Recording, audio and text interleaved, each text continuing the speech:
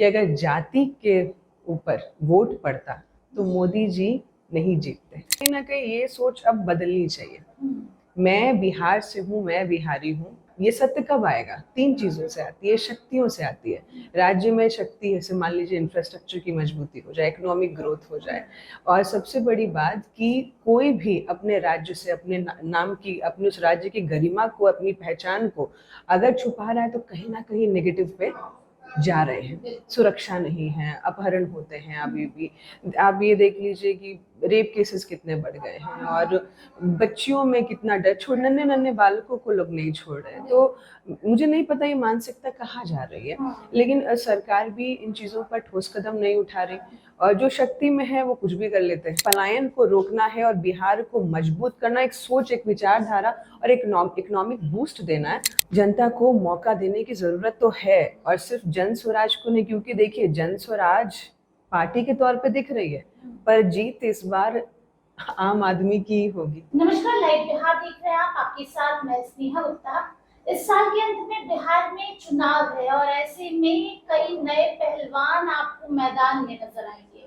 आपको बता दें, बिहार की बेटी जिन्होंने बिहार से शुरुआत तो की, लेकिन आज हर जगह उनका नाम है, पहचान है, और किसी पहचान की मोहताज नहीं है। फिर भी हम आपको बता दें, हमारे साथ खास बातचीत करने के लिए चेतना झाम जी हैं, सीधे हमारे साथ जुड़ रही हैं, जन स्वराज का हिस्सा बन चुकी है। पहले तो बहुत शुक्रिया बात करने के लिए। बहुत बहुत धन्यवाद। चेतना जी, कैसी हैं आप? बहुत अच्छी हूँ। जन स्वराज से जुड़ने के बाद क्या बदलाव आया है जीवन में? जन स्वराज से जुड़ना तो अभी ही, लेकिन उसके सोच से मुझे लगता है कि मैं बहुत लंबे समय से जुड़ी हुई हूँ। अच्छा। ये मतलब उनके साथ सदस्यता ग्रहण करना, ये तो अभी 2 दिन पहले हुआ है। इसके पहले मुलाकात आपकी हुई थी प्रशांत किशोर जी से? इससे पहले मेरी एक बार मुलाकात हुई थी उनसे, कुछ दिनों पहले, जब सदस्यता ग्रहण करने से पहले मैं 1 दिन पहले मिली थी उनसे, कुछ दिनों पहले एक्चुअली मिली थी उनसे, और शायद वो फोटो भी एक रिलीज हुई थी। हाँ, तो मेन देखिए जो उनका मोटो है ना, वो बिल्कुल मेरे सोच से रिजेंबल करता है। जो वो चाहते हैं वही मैं भी बिहार के लिए चाहती हूँ। मैं बिहार के लिए वो गौरव चाहती हूँ जो मैं बिहारी कह करके मैं ये संकोच ना करूँ कि बिहारी है। तो क्योंकि मुझे याद है जब हम लोग दिल्ली जाते थे, कुछ टाइम पहले की बात है, और अभी भी कुछ समय पहले लोग बड़ा हेजिटेट करते, मैं बिहार से हूँ, जबकि ऐसा नहीं है कि उनको बुरा लगता है बोलने में, लेकिन बड़ा झिझकते हैं बाहर बोलने में।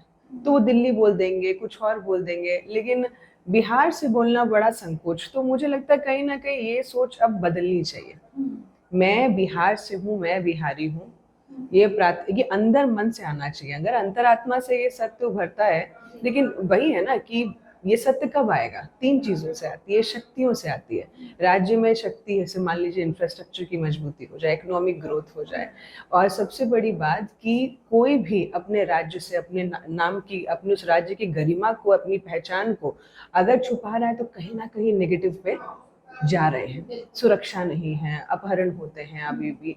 आप ये देख लीजिए कि रेप केसेस कितने बढ़ गए हैं, और बच्चियों में कितना डर, नन्हे नन्हे बालकों को लोग नहीं छोड़ रहे। तो मुझे नहीं पता ये मानसिकता कहाँ जा रही है, लेकिन सरकार भी इन चीज़ों पर ठोस कदम नहीं उठा रही, और जो शक्ति में है वो कुछ भी कर लेते हैं। तो लोगों को भी डर लगता है। जैसे मुझे लगता है कि आप जर्नलिस्ट, और आप इस से ज़्यादा बेहतर कोई नहीं जानता होगा कि जब आप जाती होंगी तो आपको भी पता है कि मुझे कहाँ पर क्या, कैसे कंडक्ट करना है, क्या बोलना है, क्या मैं ओपनली ये पूछ सकती हूँ, है ना। तो जबकि जबकि स्वतंत्र भारत है ना, एक डेमोक्रेटिक कंट्री है हम लोग, और आप लोग तो मीडिया वाले, आप तो कुछ भी पूछ सकते हैं, पर फिर भी हेजिटेशन है। तो ये सारी चीज़ें हैं ना, ये चीज़ें खत्म होनी चाहिए। और जब ये सारी चीज़ें खत्म होंगी तो एक नए बिहार का जब निर्माण होगा, एक नई सोच का निर्माण होगा, तब जब आप बोलेंगे ना बिहारी हूँ, जय जय बिहार, तो अपने मन से, अपने अंतरात्मा से स्वयं ही निकलेगा। जब जय जय बिहार तो जरूर कह रही हैं, और ये स्लोगन बीते कई सालों से लोगों के मन में घर भी कर रहा है, क्योंकि जो बच्चे बाहर बिहार से जाते थे वो यही सोचते थे कि हमारे बिहार में भी कुछ ऐसा हो, और कुछ ऐसी सोसाइटी हो या ऐसा इन्वायरमेंट हो कि हम बता सके कि हम बिहारी हैं। आपने बिल्कुल सही कहा कि जब बाहर लोग जाते हैं तो झिझकते हैं ये कहने से, क्योंकि बिहारी है, गाली जैसा ट्रीट उनको लोग भी करते थे। प्रशांत किशोर का विजन अलग है। उन्होंने जब भी बिहार के बारे में कहा है, बदलाव के बारे में कहा है, पलायन के बारे में कहा है, और जो लोग यहाँ के स्थानीय लोग सोचते थे वो बोल रहे हैं। लेकिन यहाँ की दिक्कत एक ये है कि यहाँ पे जातीय आधारित राजनीति होती है, जाति से उठ के राजनीति ही नहीं होती है। तो ऐसे में आपको लगता है कि ये मानसिकता बदलेगी और लोग जाति से उठकर प्रशांत किशोर को बिहार विधानसभा चुनाव में मौका देंगे? हमारे आदरणीय प्रशांत किशोर जी ने, मुझे लगता है, इस प्रश्न का उत्तर बहुत बार दिया है, और कहीं ना कहीं मैं भी वही चीज रिपीट करूंगी कि अगर जाति के ऊपर वोट पड़ता तो मोदी जी नहीं जीतते। बिहार से काफी बड़े मतों से वो जीते हैं। उनकी जाति के लोग यहाँ नहीं है, बहुत कम है, होंगे कम है, क्योंकि कहीं ना कहीं हम भी उनकी ही जाति से आते हैं।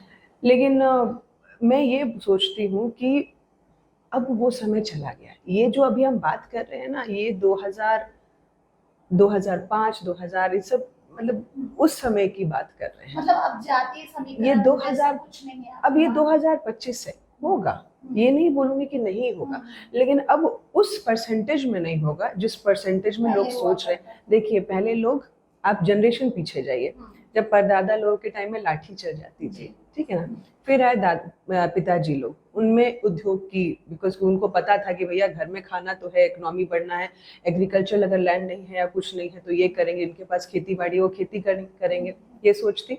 उसके बाद हर लोगों ने, हर जनरेशन ने अपने काम को कहीं ना कहीं बढ़ा दिया। नहीं, अब जो है, अब आप सोचिए कि अब हमारे दादाजी से हमारे दादाजी ने ये किया, हमारे दादाजी ने, हमारे पिताजी ने उनसे सीखकर और उद्योग को बढ़ाया। अब हम जो है बहुत पढ़ी लिखी जनरेशन है ना कहीं हम भले बिहार में ना, मान लीजिए कि बिहार में भी पढ़ करके, ठीक है, एक सोच तो बदलती है आपकी, क्योंकि अब आपके पास यूट्यूब आ गया है। अब you are open to every content. अब आपको ये पता है कि आपको डाइजेस्ट क्या करना, आपको क्या चीजें चाहिए, नए नए फैशन आ गए, इच्छा तो होती है ना देख कर कि मुझे ये भी चाहिए, वो भी चाहिए। ये सारी चीजें आएंगी कैसे? धन से ही आएंगी, पैसे से आएंगी, और किस चीज से आप नहीं खरीद सकते। तो लोगों को ये तो पता है कि कहीं ना कहीं इकोनॉमिक बूस्ट होने की आवश्यकता है। उनकी इच्छाओं की पूर्ति कैसे होगी? अब आजकल लोगों को ये लगता है कि साल में कम से कम 3-4 जगह हम घूम करके आ जाएं। अब लोग ये इच्छा रखते हैं, क्योंकि अब इंस्टाग्राम, यूट्यूब का जमाना आ गया है। लोग जाति पर अगर सोचते हैं ना, तो भिन्न जातियों में कितनी शादियां हो रही, धर्म में शादी हो रही है। तो वो जमाना चला के जब अपने परदादा लोगों के जमाना से काउंट करें, दिस इज 2025, मॉडर्न एरा की शुरुआत बहुत पहले हो गई है। और लोग बोलते हैं ना कि हम लोग मिलेनियल एरा में चल रहे हैं। तो ये जो एरा है, ये अब लोग यहाँ पे देश देश खेल रहे हैं, और हम अगर अपने बिहार को सुरक्षित नहीं करेंगे, अपने युवा को नहीं बढ़ाएंगे, अब उनकी सोच को नहीं विकसित करेंगे, उनके एक संभ्रांत हाथ नहीं देंगे जिसमें वो आगे आ पाए, तो फिर हम 5 साल पीछे जाएंगे। तो यही सोच लेकर के जनस्वराज आगे बढ़ रहे हैं। आपके पास तो कई ऑप्शन होंगे, आपके लिए हर दरवाजा खुला है, क्योंकि आप एक नॉन पर्सनालिटी हैं, यूथ के बीच में भी काफी फेमस है, प्रोड्यूसर भी रही है, काफी काम भी किया है। एक वुमेन एम्पावरमेंट की अगर हम बात करें तो बिहार में लोग ऐसी महिलाओं को देखना पसंद करते हैं और चाहते हैं कि वो आगे बढ़े। आपके पास बीजेपी भी ऑप्शन था, जेडीयू भी ऑप्शन था, आरजेडी भी ऑप्शन था, तरह तरह के नेता तरह तरह के वादे किए होंगे, आपको बताया भी होगा। क्यों जनस्वराज ही और क्यों बाकी पार्टियां नहीं? क्या और किसी पार्टी से ऑफर था आपको? मैं एक बात तो बता दूं कि राजनीति जो थी, इसकी प्रेरणा मुझे अपने आदरणीय प्रशांत किशोर जी से ही मिली है। मतलब इंटरेस्ट आपको प्रशांत किशोर जी से ही जी, मैंने कभी नहीं सोचा था कि राजनीति, इस वजह से अगर मैं मिली भी होंगी तो मेरा मुद्दा, जब मुझे याद है कि जब हमने लास्ट मई में कॉन्फ्रेंस किया था एक, जहाँ पर भोजपुरी और अश्लीलता और भाषा को लेकर के हमने बहुत सारा बहुत बड़ा कॉन्फ्रेंस था मौर्य होटल में। मुझे पता है कि जब हम वो कर रहे थे तो मेरी सोच ये थी कि इतने बड़े मुद्दे को अपने हाथ से हटा रहे हैं, जो कि भोजपुरी इंडस्ट्री, बहुत सारी इंडस्ट्री जब बड़ी हो जाती है तो बहुत growth factor, economic growth factor में उनका कितना योगदान रहता है राज्य के लिए। आज बड़ी पिक्चरें 100-100 करोड़ की एक पिक्चरें बन रही हैं दक्षिण भारत की, इवन पंजाबी पिक्चरें इतनी अच्छी हो गई, नेपाली पिक्चरें आगे आ रही हैं, और हमारी पिक्चरें पूरा का पूरा साल का भी देख लीजिए तो भी 100 करोड़ पूरा नहीं होगा। तो हम कितने पीछे चल रहे हैं। तो उस मुद्दे को लेकर के हमारी बातचीत हुई थी। तो तब भी जो है बीजेपी के ही लोग थे कार्यकर्ता। हमने आज तक कभी व्यक्त नहीं किया कि हमें इच्छा है या वो है, क्योंकि आप पार्टी से नहीं जुड़ते हैं, आप एक सोच से जुड़ते हैं। जब तक वो और हम लोग युवा लोग ऐसे लोग हैं ना कि हम जब तक एक सच्चे सोच से नहीं जुड़ेंगे ना, हमारा मन तो, मुझे कोई मतलब भी नहीं है वैसे, क्योंकि देखिए मैं तो व्यापारी हूँ, मेरा काम है व्यापार करना। हाँ, पहले एक समझिए कि एक लिमिटेड पैरामीटर में मैं अपने आप को बांध के रखती थी कि हाँ इतना करते हैं वो करते हैं, क्योंकि मैं यहाँ हूँ वहाँ हूँ। लेकिन जब आप एक बड़े सोच के साथ जुड़ जाते हैं, बड़े पार्टी के साथ जुड़ जाते हैं, तो मुझे ऐसा लगता है कि कितनी अपॉर्चुनिटीज है जो हम लोग और केटर कर सकते हैं बिहार में। तो जब मैं वो सोच के साथ गई तो मुझे ऐसा लगा कि शायद राजनीति जो है मेरे लिए एक, हाँ, एक तरीका बन सकता है जिसके कारण मैं लोगों की सिर्फ सेवा ही नहीं, मैं अपने बिहारियों को वहां देखना चाहती हूँ जहां लोग बोलते हैं ना कि बुद्धि पराक्रम में सबसे आगे है, कि सबसे ज्यादा आईएएस आईपीएस यहाँ से निकलते हैं। भाई निकलने के लिए उनको फिर इकोनॉमिक सपोर्ट भी तो चाहिए। जो झेले हम हैं जा करके बाहर, वो बार बार हर जगह पे हर 10 साल में क्यों लोग झेलेंगे। तो हमने जब इतनी मेहनत की है तो उस मेहनत का कहीं ना कहीं फल जो है हमारे बिहारियों को मिलना चाहिए। और कहते हैं कि हर आत्मा की अपने जीवन की एक कहानी होती है और एक उनको आशीर्वाद होता है, या भगवती तरह से उनके लिए एक चीजें बांधी जाती है कि आपको यही करना है। मैंने राजनीति सोची भी नहीं थी और आज देखिए मैं यहाँ पर हूँ, जबकि मैं अपने समस्तीपुर से, अभी जब मैंने अनमोल घड़ी की शूटिंग की थी समस्तीपुर में, तो तकरीबन मुझे ऐसा लगता है कि सिर्फ मेरे समस्तीपुर से और उसके आजू बाजू के क्षेत्र पर सिर्फ मेरे समस्तीपुर से तकरीबन 87 people have worked with me. और आपको दिखेगा जब मेरी पिक्चर रिलीज होगी तो, और उसके आजू बाजू के लोग, इतने सारे लोगों को हमने सिर्फ एम्प्लॉयमेंट दिया। तो उससे पता चलता है ना कि जब आप एक कोई भी चीज़ तैयार करके लेके जाते हैं तो लोगों में एक रहता है कि एक अपॉर्चुनिटी आई है, और उस अपॉर्चुनिटी को पाने के लिए लोग बहुत सारा प्रयास करते हैं। तो दूसरे राज्यों में ये चीज़ है कि आपको कहीं ना कहीं वो बल मिल रहा है, लेकिन हमारे यहाँ पर वो भी नहीं है। तो कैसे चलेगा? फिर लोग बोलेंगे पलायन नहीं करेंगे, जाएंगे नहीं तो क्या कर पाएंगे। हाँ, तो ये जो एक उनकी सोच थी ना कि पलायन को रोकना है और बिहार को मजबूत करना, एक सोच, एक विचारधारा और एक इकोनॉमिक बूस्ट देना है, तो तब मेरी इच्छा हुई कि नहीं, मुझे लगता है कि मुझे जन स्वराज के साथ बिल्कुल जुड़ना चाहिए, क्योंकि जो उनकी जो एक साफ मन की जो विचारधारा है ना, वो मुझे बहुत प्रभावित कर गई। और इसी वजह से जो है जन स्वराज के साथ मेरा समन्वय बैठा। और बाकी पार्टियों के साथ मैंने आज तक कभी किसी पार्टी के साथ कुछ नहीं पूछा है, ना कभी मिला, ना कभी मैंने ये बोला है कि मुझे राजनीति में आना है। विधानसभा चुनाव है इस साल के अंत में, आपका जुड़ाव समस्तीपुर से तो है ही, साथ में चंपारण से भी है, क्या मन में इच्छा है चुनाव लड़ने की?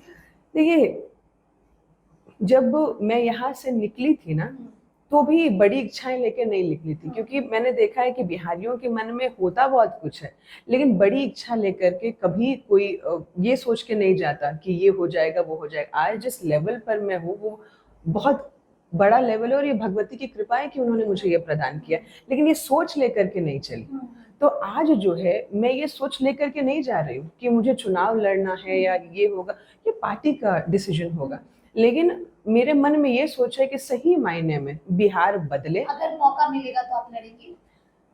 देखिए, अगर उनका वो वही रहेगा कि भाई कि हमारे पार्टी में जो है आप बिल्कुल लड़िए, और उनको लगेगा कि उनको मेरे अंदर अगर वो शक्ति दिखेगी, तो जरूर है कि अपने पार्टी के लिए आदमी बहुत कुछ करता है।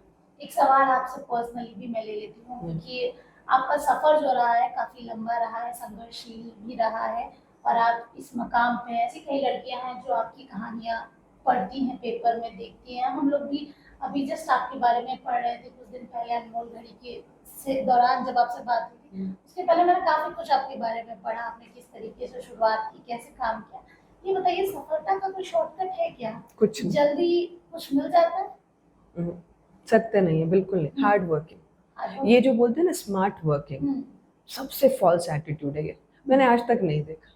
आपको जो लोग निराश हो जाते हैं, सोचते हैं कि अब मैं इतना मेहनत कर लिया हूँ, अब नहीं हो पा रहा है, वो जगह नहीं पहुंच पा रहा, उन लोगों को क्या कहना चाहेंगे कुछ मोटिवेशन के लिए, स्पेशली लड़कियों के लिए? देखिए, दो चीजें, पहला तो एक मनोबल और आत्मविश्वास। मैं यहाँ पे इसलिए भी हूँ ताकि मैं अपने युवाओं में, अपने बच्चियों में वो आत्मविश्वास जगा सकूं कि अगर मैंने करके दिखाया है तो तुम लोग आराम से कर सकते हो, तुम्हारे पास मुझसे कहीं ज्यादा संसाधन है। और दूसरा, मैं ये भी कहना चाह रही हूँ कि जन स्वराज एक बहुत अच्छा विकल्प है अभी के समय में। जो उनकी इच्छाएं हैं ना, उनकी इच्छाओं से मोटिवेट होती हुई, प्रभावित होती हुई ये जन स्वराज की सोच है। और जो चीजें नहीं है वो ये पार्टी लेकर के आने वाली है उनके लिए। तो जब क्या होता है ना, निराशा तब होती है जब आपको विकल्प नहीं दिखता है। अब आप चूज करेंगे अलग अलग विकल्प जो आपको उस वक्त के लिए ठीक था, आपके परदादा के समय के लिए ठीक था, फिर आपके दादाजी के लिए समय के लिए ठीक था, पर शायद हमारे समय के लिए वो ठीक नहीं है। तो आपको फिर वैसा ही विकल्प चुनना पड़ेगा जो आपकी इच्छाओं को आगे लेकर के जाए। अगर आपके पास मान लीजिए 2-3 लाख रुपए नहीं है, आप 5 जगहों से इकट्ठा करोगे, फिर उसका प्रेशर होगा, फिर रात में नींद तबाह होगी, आप आराम से अपने काम पे तो ध्यान नहीं दे पाएंगे, क्योंकि आपका रोज दिन प्रेशर ये रहेगा कि मेरा कितना सूद चल रहा है या हमको कब उसको पे करना है। इसी में ही आदमी मर करके रह जाता है। तो इतनी छोटी छोटी चीजें अगर राज्य प्रोवाइड करती है, सरकार प्रोवाइड करती है, तो तब जाकर के ग्रोथ फैक्टर आगे, तब जाकर के एक आदमी की जो सोच है ना कि हाँ मैं ये कर पाऊंगा बिना किसी हेजिटेशन के, बिना किसी प्रेशर के, वो बिजनेस भी सक्सेसफुल होता है। तो ये मॉडल जो जनसुराज ले करके आ रहे हैं, तो उनका ये मॉडल बिल्कुल सटीक बैठ रहा है। हमारा जो ये मॉडल है वो बिल्कुल परफेक्ट है आज के यूथ, आज के युवा के लिए, जो उनको चाहिए। मुझे लगता है कोई और पार्टी शायद ना दे पाए। जनता को इस बार जनसुराज पे विश्वास करने की जरूरत है।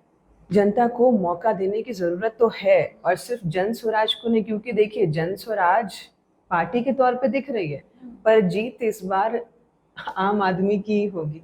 चलिए, तो देखिए सीधे तौर पे जीत इस बार आम आदमी की होगी। जन स्वराज एक विकल्प के तौर पे लोगों की नजर में अब बैठ गया है, क्योंकि बिहार की राजनीति की अगर हम बात करें तो दो मुख्य धाराएं हैं, एनडीए और महागठबंधन, और इसी बीच जन स्वराज जो है एक तीसरा विकल्प के तौर पे लोगों के बीच नजर आ रहा है। काफी युवा जुड़ गए हैं, काफी एजुकेटेड लोग जुड़ गए हैं, जिनका विजन बस इतना है कि बिहार को आगे बढ़ाना है, बिहार के विकास की बात कर रहे हैं, पलायन की बात कर रहे हैं, और किस तरीके से बिहार को बदला जाए और अपने आप को कैसे प्राउड बिहारी महसूस करवाया जाए। आप बने रहिए हमारे साथ, तब तक के लिए बहुत बहुत शुक्रिया।